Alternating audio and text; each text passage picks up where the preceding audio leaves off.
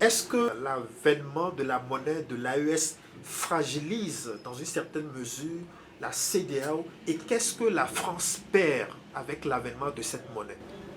Bon, ça ne fragilise pas la CEDEAO parce que la CEDEAO, c'est 15 pays, dont les 8 qui utilisent le CFA. Et donc, d'une certaine manière, ce qui s'est passé, c'est que les pays de l'UEMOA même ont voulu torpiller le projet de monnaie unique à 15 de la CEDEAO. Rappelons-nous décembre 2021, 2019, le 21 décembre 2019. Emmanuel Macron et Ouattara sont à Abidjan. Ils disent que c'est la fin du CFA en Afrique de l'Ouest. On va renommer le CFA en éco dans 6 mois, etc. C'était du bluff. On a toujours le CFA.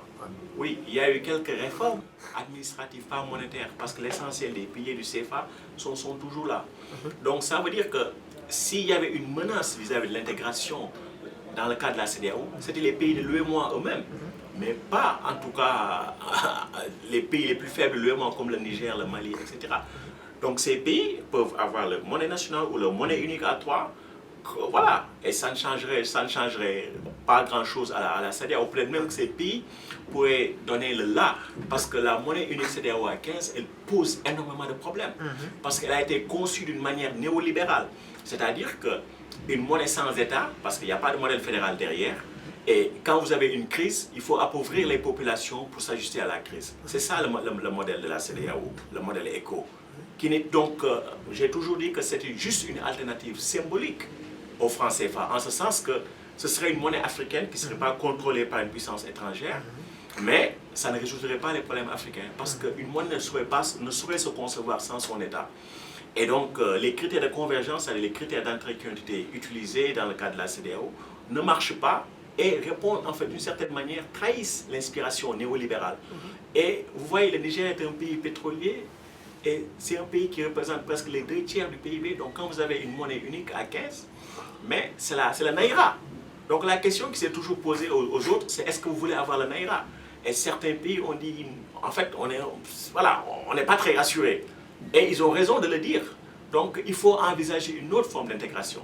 C'est-à-dire que les unions monétaires, pourquoi? Parce que vous pouvez avoir tous les avantages des unions monétaires par d'autres instruments. Par exemple, si vous voulez avoir une mise en commun des ressources, mais c'est possible, créer votre fonds monétaire régional ou africain, continental. Vous voulez commercer sans passer par les devises étrangères, etc.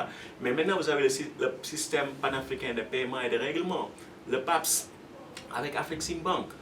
Ou bien vous pouvez avoir des échanges de lignes de crédit, etc.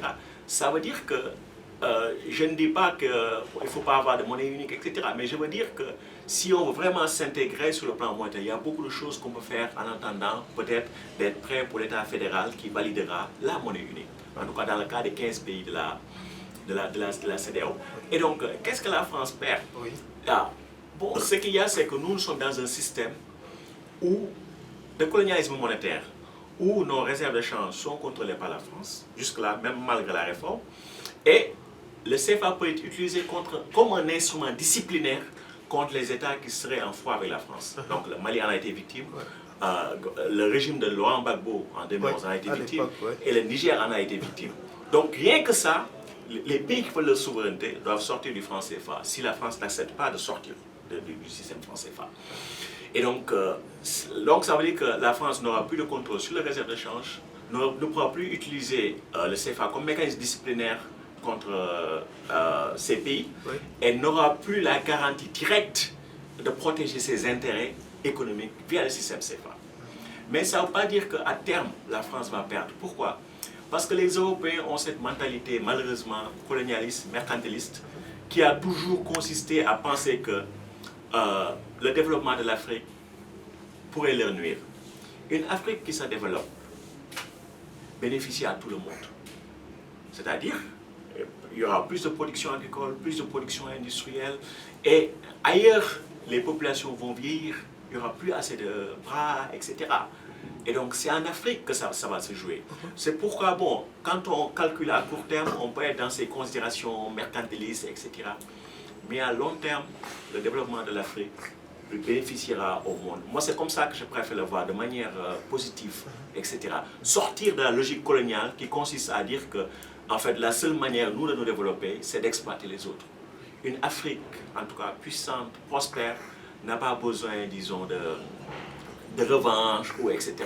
Mais une Afrique qui assume juste sa place, qui crée de la prospérité dans le cadre de relations équilibrées. Donc ceux qui parlent de risque d'une nouvelle dévaluation sont un peu dans cette stratégie de peur. Il n'y a pas de risque que le CFA soit dévalué avec l'avènement d'une monnaie AES. Non, non, il n'y a pas de risque. Pourquoi? Parce que les pays AES, comme j'ai dit, sont les pays les plus faibles économiquement dans la zone UEMOA, sauf la Guinée-Bissau. Et donc, les trois pays ensemble, en tout cas quand vous regardez les statistiques de 2022, oui, leur taille en termes de PIB est inférieure à celle de la Côte d'Ivoire. Et les pays qui apportent les réserves de change, c'est la Côte d'Ivoire, le Sénégal d'abord. Le Sénégal va commencer à exploiter des hydrocarbures, ce qui va augmenter sa capacité en tout cas, à accumuler des réserves de change, etc. Donc c'est les pays les plus faibles d'une certaine manière. Mais s'il n'y a pas de risque de dévaluation, il peut y avoir un risque de dislocation de l'UEMOA, les zones CFA. Mais ce que fait l'AES est très intéressant. Ils ont plus de souveraineté. Le Trésor français ne les contrôle plus. Il y a des choses intéressantes. Et pourquoi pas nous? Et dans le cas d'un pays comme le Sénégal, bon, s'il y a un nouveau gouvernement, il pourrait dire, mais il est normal que le Sénégal ait sa propre monnaie. Pourquoi? Mais pourquoi un pays exportateur de pétrole et de gaz devrait fixer sa monnaie à l'euro? Le FMI publie un rapport où il y a tous les régimes de change à travers le monde, pour tous les pays, et le cadre de politique monétaire. Vous ne verrez aucun pays au monde exportateur de pétrole et de gaz qui fixe sa monnaie à l'euro. Ça n'a pas de sens. La plupart de notre commerce est libellé en dollars. Et souvent nos dettes également sont libellées en dollars. Mais pourquoi fixer à l'euro pour donner une préférence commerciale à la France, garantir les intérêts des entreprises françaises et européennes? Ça n'a pas de sens. Donc, parfois les gens cherchent des choses compliquées. Je veux dire, le seul fait de supprimer l'arrimage à l'euro pour aller vers un système plus flexible ou aller, en tout cas, fixer au dollar avec une parité raisonnable, mais rien que ça, ça donne des marges de manœuvre. Vous n'avez pas d'inflation, parce que vous avez la même, ce qu'ils appellent stabilité monétaire, et ça vous donne beaucoup plus de marge de manœuvre pour agir. Mais pourquoi ils ne veulent pas quitter l'arrimage à l'euro? Parce que la France leur dit que moi j'apporte une garantie, et pour que vous puissiez bénéficier de cette garantie, il faut fixer à l'euro, parce que l'euro c'est ma devise. Et en tout cas, c'est dans la devise que j'utilise que je pourrais vous donner cette garantie, etc. Mais cette garantie, elle n'existe pas. Elle n'existe pas, parce que la garantie, c'est la promesse d'un découvert. Et donc, dans les faits, le découvert n'a pas lieu. Parce que tout est fait justement pour prévenir ce découvert. C'est comme si je vous disais, moi je suis votre banque, et vous gagnez 100, et je vous dis que si vous voulez avoir un découvert, allez à 120, 130, je peux vous prêter. La condition, c'est que vous donniez les 50. Et donc vous déposez les 50 chez moi. Quand vous dépensez 80, je vous dis, ah, monsieur Atayodi, il faut arrêter maintenant les dépenses parce que là c'est trop. Et donc vous n'irez jamais vers les 100. Et donc depuis 1960 jusque-là, il n'y a qu'une petite période dans les années 80, pendant la crise de la dette, où cette garantie a été activée. Mais activée pour permettre le rapatriement des capitaux par les entreprises françaises. Donc ça veut dire qu'au lieu que la France accorde une garantie, entre guillemets, ce sont les banques centrales elles-mêmes qui prêtent au Trésor français leurs réserves de change, d'une certaine manière. Donc cette garantie n'existe pas. Et donc comme cette garantie n'existe pas, pourquoi fixer à l'euro?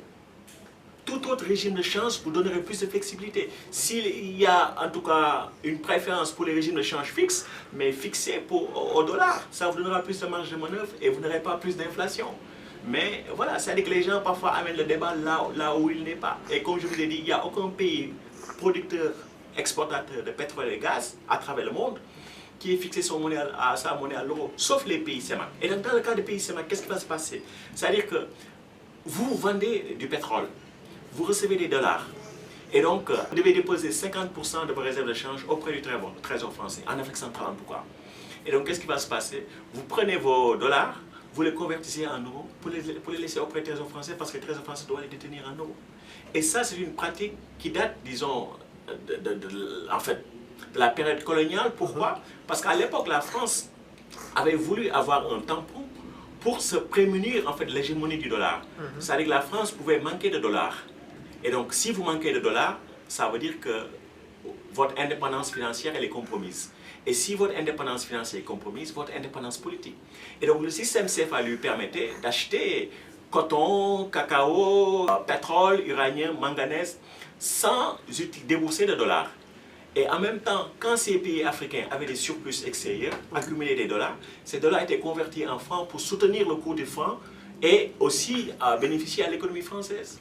Et donc, quand on voit qu'il y a 60 ans plus tard, on a des économistes qui nous disent que le CFA c'est super mais qu'ils ne comprennent pas ça, mais c'est quand même très très grave. Très très très grave. Est-ce que la levée de la quasi-totalité des sanctions de la CEDEAO contre le Niger n'est pas un appel de pied à ces pays-là? D'ailleurs, d'aucuns pensent qu'ils pourraient envisager de revenir dans la CEDEAO. Vous pensez que cette éventualité est sérieuse? Ça peut arriver? Bon, je ne sais pas. Oui. Ce qu'il y a, c'est que, comme j'ai dit, la CEDEAO a fait des erreurs graves, impardonnables, qui ont conduit à des conséquences cruelles, inhumaines. Et tout ça sur l'absence totale, basée sur l'absence totale, disons, de l'égalité. Et donc, moi, je me dis que c'est une opportunité. Oui. Peut-être que dans plusieurs années, et c'est pas, voilà, les pays, en tout cas du Sahel, pourront se rabibocher avec la CEDEAO, etc. Oui. Mais ce qu'il y a à dire, c'est que la CEDEAO, comme cadre d'intégration économique, a été rendue obsolète par la dynamique d'intégration au niveau continental. Et ça, on ne dit pas assez. Ah oui. Vous savez, depuis 2018, il y a cette zone de libre-échange continentale africaine. La ZLECAf. La ZLECAf. Oui. Et donc, la plupart des pays africains, sauf l'Érythrée, tous les pays, ont dit nous ne voulons pas faire partie de ces zones de libre-échange continentale africaine. Et il fallait que 22 pays déposent les instruments de ratification pour que la ZLECAf entre en vigueur. Elle est entrée en vigueur, mais timidement. Et donc, quand vous lisez l'accord de la ZLECAf, il y a ce qu'on appelle la clause de la nation la plus favorisée. Qu'est-ce que ça veut dire? Si vous accordez une préférence commerciale à un pays, vous devez l'accorder aux autres. Donc déjà, il y a ce type d'accord qui existe. C'est-à-dire que la CEDEAO, les pays de la CEDEAO peuvent vouloir brimer un peu les pays de l'AES en disant on va vous mettre des barrières tarifaires ou bien on va gêner la liberté de circulation des personnes, etc. Mais c'est des choses qui sont déjà calées au niveau de l'Union africaine, au niveau continental. Donc c'est là. Donc c'est-à-dire qu'on est passé d'une forme d'intégration à partir des communautés économiques régionales à une intégration à l'échelle du continent. Donc ça, il faut en prendre compte. Je ne dis pas que la CEDEAO est inutile, parce qu'au niveau régional, nous avons besoin de souveraineté alimentaire, nous avons besoin de souveraineté énergétique, nous avons besoin en tout cas de nous intégrer sur le plan des infrastructures. Et avoir la CEDEAO est un cadre utile. Elle était même enviée par rapport aux autres régions du continent. D'une certaine manière. D'une certaine manière, parce que la liberté de circulation, malgré beaucoup de heurts, de couacs, etc., de brimades par les policiers, quand même, bon, ça a un avantage, quoi, je veux dire, de voyager à travers les 15 pays, etc., juste avec le passeport CEDEAO. Ça, c'est des acquis quand même, et je pense qu'aucun pays n'a intérêt à y revenir. Donc, ce qu'il faut, c'est que la CEDEAO reste modeste et reste une communauté économique, parce qu'elle n'a pas les épaules suffisamment larges pour être une CEDEAO qui jouerait les gendarmes démocratiques, etc. Elle ne l'a pas. Alors que ce texte ne le prévoit pas. Oui, elle doit rester de côté. Elle doit rester de côté sur ces aspects-là et se focaliser sur la souveraineté alimentaire, énergétique, pharmaceutique, intégrer les pays sur le plan des infrastructures, aider les pays qui font face à des défis sécuritaires. On a besoin de ces CEDEAO-là.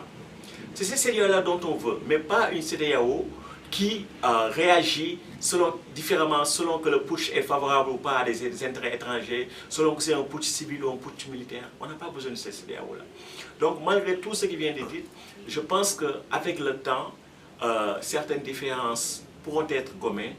Et peut-être que si la CEDEAO accepte d'une certaine manière de revoir sa copie et de constater les erreurs graves qu'elle a faites, peut-être qu'on pourra aller vers une autre en tout cas CEDEAO, vers une autre intégration économique régionale au service des peuples. Mais aussi, quand on dit CEDEAO, pour l'instant, c'est que les chefs d'État qui se réunissent.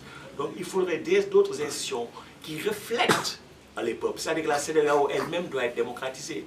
Elle doit être démocratisée comme institution, mais les pays africains individuellement membres de la CEDEAO doivent également être démocratisés. C'est-à-dire qu'il faut plus de pouvoir pour les peuples.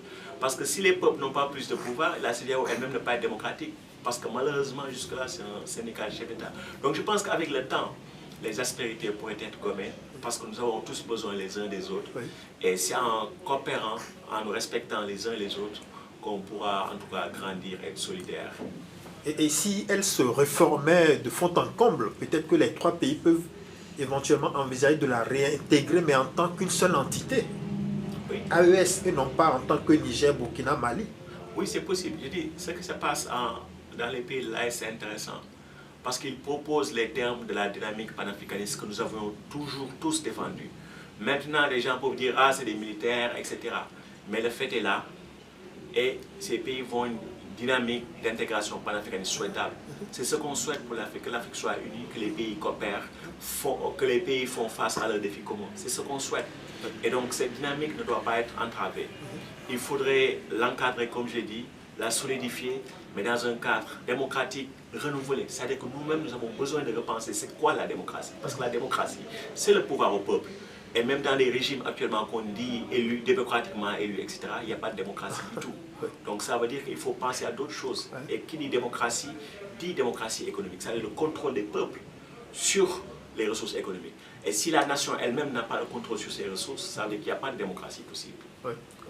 Peut-être qu'à contrario, certains pays de la CEDEAO voudront rejoindre l'AES si ça marche mieux. Oui, c'est possible. Vous savez, quand il y a eu la dévaluation de 1994 du franc CFA, donc ça a été une dévaluation également très dure, en tout cas, au niveau de ses conséquences. Vous aviez des pays qui avaient plus ou moins mal géré, qui avaient des défis particuliers. La Côte d'Ivoire, le Cameroun, etc. La France et les FMI ont décidé, surtout la France, un taux d'évaluation de 50% du franc CFA. Boum! Tous les pays, même tarif. Alors économiquement, ça ne se justifiait pas. Il y a même des travaux du FMI qui ont montré qu'en fait, bon, ce taux uniforme ne marchait pas. Il aurait fallu à l'époque dissoudre la zone franc, que tous les pays aient leur propre monnaie ou les pays qui se ressemblent aient une monnaie unique. À l'époque, pourquoi je dis ça? C'est parce qu'à l'époque, il y avait un rapport de l'USAID qui disait que si on doit faire cette dévaluation, il vaut mieux que les pays maintenant qu'on appelle les pays de l'AES aient leur propre union monétaire. En 1993, c'est un rapport qui a été écrit notamment par le fameux Elliot Berg, à l'époque. Donc, un projet de monnaie unique pour les pays sahéliens existait déjà en 1993. En tout cas, une réflexion en ce sens.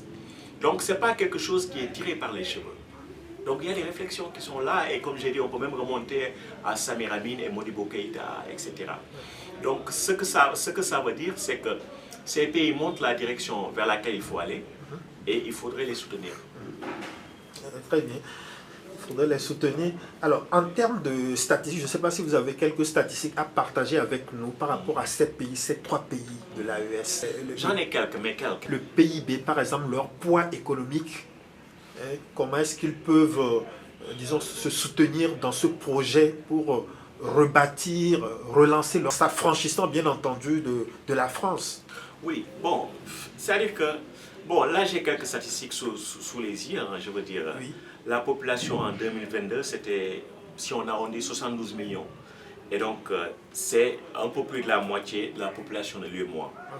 Et donc, la superficie, bon, c'est 2,78 millions de kilomètres carrés. Donc, c'est énorme. Et quand on voit même la silhouette, en tout cas la forme, c'est comme un oiseau qui vole, hein. Là, c'est 3 pays. Les 3 pays. Les 3 pays. Oui. Et donc, voilà, donc, en termes d'importation, d'exportation, généralement ces pays ont un déficit commercial, c'est-à-dire que bon, leurs importations jusque-là étaient supérieures aux exportations. Mais récemment, la tendance a été que le niveau des importations, la valeur des importations et des exportations soit plus ou moins la même. C'est-à-dire que ces pays ont voilà, un faible déficit commercial. En termes de PIB, comme je l'ai dit, en 2022, leur PIB par habitant, c'était 53 milliards de dollars. Et donc, l'UEMOA, c'était 176,4 milliards de dollars. Donc, ça veut dire que c'est des petits pays. Et comme je l'ai dit, la Côte d'Ivoire toute seule est beaucoup plus grande que ces 3 pays réunis.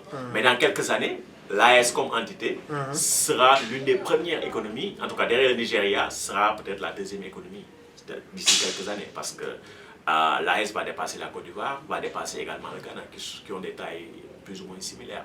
Donc, c'est-à-dire que ce qu'il faut, c'est regarder le potentiel de ces pays. Là, ces pays font partie des plus pauvres au monde et aussi les plus pauvres de l'UEMOA. Pourquoi? La différence, par exemple, en termes de revenus par habitant entre les pays de l'AES et la Côte d'Ivoire, par exemple, ou le Sénégal, c'est que la productivité agricole, elle est très faible dans ces pays. C'est-à-dire que la productivité agricole, par tête, elle est l'ordre de 4 fois inférieure, par exemple, à celle de la Côte d'Ivoire. Donc ça veut dire que ces pays ont beaucoup de progrès à faire en matière de développement agricole. Mais malheureusement, et ça on ne le dit pas, dans le système CFA, il n'y a pas de financement pour l'agriculture. Donc comment pouvez-vous avoir un développement? Donc si vous avez votre propre monnaie, une politique financière autonome, vous pouvez mettre les ressources là où il faut pour le développement agricole. Et quand ces pays résolvent leur déficit vivrier, parce que tous ces pays ont des déficits alimentaires, donc ça veut dire qu'au lieu d'importer des choses, vous avez beaucoup plus de réserves de change pour les utiliser pour votre industrialisation, etc. Et ce qu'il faut dire également, pour quelque part anticiper tous ceux qui sont pessimistes, c'est que l'économie conventionnelle a une compréhension totalement erronée de la monnaie. Et ce que les Africains doivent savoir, c'est que tout ce qu'on peut faire soi-même, on peut financer soi-même. C'est-à-dire que si vous avez les moyens de produire votre propre alimentation, vous n'avez besoin d'aucun dollar de l'extérieur pour ça. Mais bien entendu, vous avez besoin de certains équipements, etc. Mais comme c'est des pays aussi qui peuvent générer des recettes d'exportation, parce qu'ils ont des hydrocarbures, ils ont l'uranium, ils ont voilà, le coton, l'or, etc. Donc s'ils utilisent leurs recettes extérieures de manière stratégique, et donc ces pays pourraient amorcer un certain développement agricole et lier ce développement agricole avec certaines industries. Et garantir, en fait, des droits à tout le monde, c'est-à-dire le droit à une alimentation saine, le droit à l'éducation, le droit d'accéder à l'eau potable, etc. Toutes ces choses peuvent être faites par ces pays qu'on dit pauvres, parce que, une fois de plus, aucun État qui aime sa monnaie ne peut manquer de sa propre monnaie. Ce dont on peut manquer, c'est ce que la monnaie est censée acheter. Donc si chez vous, vous avez ce qu'il vous faut en termes d'équipement, de terre, d'hommes, etc., vous n'avez pas besoin de dollars pour ça. Et les dollars éventuels qu'on vous donnerait pour ces projets, le résultat serait juste que vous accumuleriez des réserves de change. Parce que le financement se ferait dans sa propre monnaie. Donc ça veut dire qu'on n'a pas de contraintes financières pour tout ce qu'on peut faire soi-même. Et ça, comme l'économie conventionnelle généralement propage des faussetés sur la monnaie, ça on ne le dit pas suffisamment. Donc si ces pays orientent leur développement économique vers les ressources qu'ils peuvent contrôler, mais ça veut dire qu'il peut y avoir un progrès bénéfique rapidement aux masses et égalitaire et qui ne leur crée pas disons, de vulnérabilité extérieure en termes d'endettement extérieur ou de taux de change qui se déprécie. Je vais vous donner un exemple. Il y a cet architecte burkinabé, Francis Kéré, qui a reçu l'un des prix les plus prestigieux en architecture. Au Burkina Faso, où il est né, dans des villages, mais il a construit des écoles et des centres de santé, mais vraiment magnifiques. Et tout ça avec des ressources sur place. Rien n'est importé, tout sur place. Et donc, quand vous avez des projets comme ça, en fait, tout le financement est nécessairement local. C'est-à-dire que même si on vous donnait des dollars, puisque les dépenses vont être faites en monnaie locale, la Banque centrale convertirait ces dollars en monnaie locale et serait financée. Et donc, quand vous avez votre propre monnaie, l'État dépense en créditant des comptes. Et les comptes, c'est l'argent, c'est des entrées électroniques. Donc, ça veut dire que tout ce que vous pouvez faire vous-même, vous pouvez financer. Mais si ces pays émettent leur monnaie et disent « Ah non, nous ne voulons pas les écoles de M. Kéré, on veut des technologies japonaises, etc. » Mais vous allez vous endetter, vous allez avoir des problèmes. Donc c'est d'où l'importance du modèle économique. Donc ça veut dire que tant que vous avez un programme de mobilisation des ressources domestiques, et ce qu'on appelle mobilisation des ressources domestiques, ce n'est pas les taxes, c'est vraiment ce que vous avez comme potentiel humain, comme terre, comme technologie, comme créativité. Si vous utilisez ce que vous avez, mais vous n'avez pas de contraintes financières par rapport à ce que vous avez, ce que vous contrôlez. Et ce que Thomas Sankara appelait vivre africain. Et donc c'est ça, il faut vivre africain. Parce que tant que nous utilisons des monnaies pour essayer d'acheter des choses que nous n'avons pas ou que nous ne contrôlons pas, mais on va se retrouver dans un cycle infernal de dette.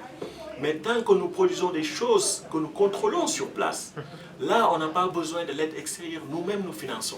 Et c'est le message positif qu'il faut retenir, non seulement pour les pays de l'AES, mais pour tous les autres pays. Mais malheureusement, nous ne faisons pas ça.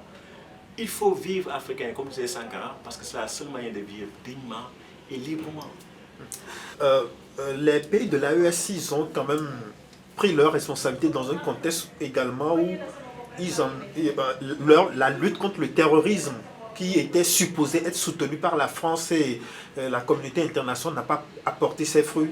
Conséquence, ils les ont renvoyés. Quand ils les ont renvoyés, justement, ils ont commencé à avoir des victoires comme la reprise de Kidal.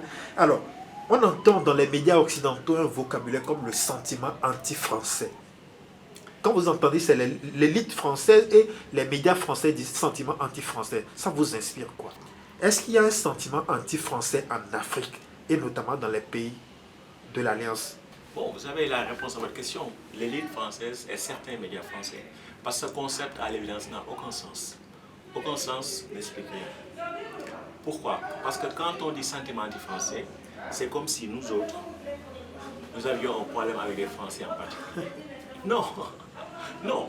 Mais les populations ont un problème avec la France-Afrique. Néocolonialisme français. Ça, c'est un fait objectif. Parce que trop, c'est trop. Il y a toujours ces humiliations permanentes.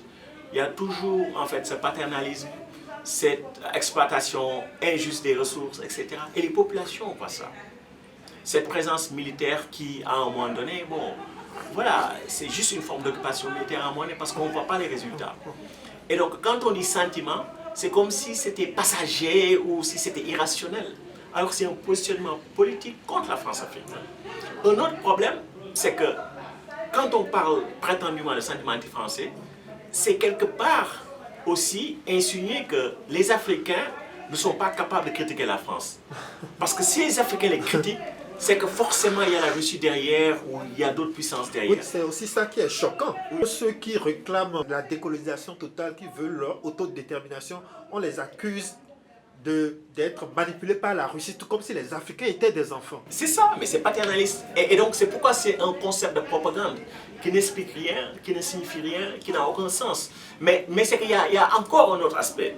C'est que ce qu'on qualifie d'anti-français, etc., mais ils sont eux-mêmes contre leurs dirigeants et contre les institutions communautaires comme la CEDEAO. Est-ce que ces gens sont anti-africains? Voilà, donc il faut jeter à la poubelle ce concept. C'est un concept de propagande. C'est-à-dire que toujours, il est nécessaire, en tout cas, de prôner une certaine solidarité entre les peuples. Mais prôner une solidarité entre les peuples, ça ne veut pas dire ne pas critiquer les agissements impérialistes, néocoloniaux, etc. Les gens font clairement la distinction entre les agissements des élites françaises, armées françaises, en tout cas entreprises françaises, en tout cas les monopoles même français, plutôt la distinction entre ça et les populations ordinaires, etc. Mais c'est un concept de propagande qui ne signifie rien. Alors on va terminer avec l'un de vos livres que vous avez coécrit avec Fanny Pigeot et dont je parlais au début de l'entretien, L'arme invisible de la France-Afrique, une histoire du franc CFA. Alors, vous avez écrit ce livre-là, votre objectif c'était d'aider les Africains à comprendre que la monnaie, contrairement à ce que certains pensent, ce n'est pas une question de technicien, c'est un outil politique.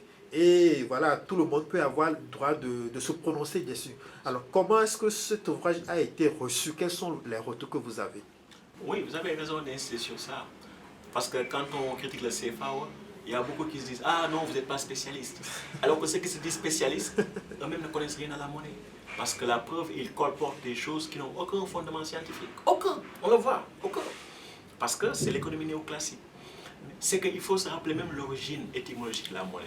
Dans Éthique à Nicomaque, Aristote, il rappelle que le mot qui désigne la monnaie en grec ancien, c'est aussi le même mot qui désigne la loi. Donc on comprend très bien que la monnaie est liée à la souveraineté. Quand vous décidez comme État que vous pouvez vous donner vous-même vos propres lois, vous devez pouvoir battre monnaie. Et donc ça c'est Aristote qui le dit, et il y a plus, voilà, 2 millénaires déjà. Et donc voilà, donc tout le monde doit s'intéresser à cette question.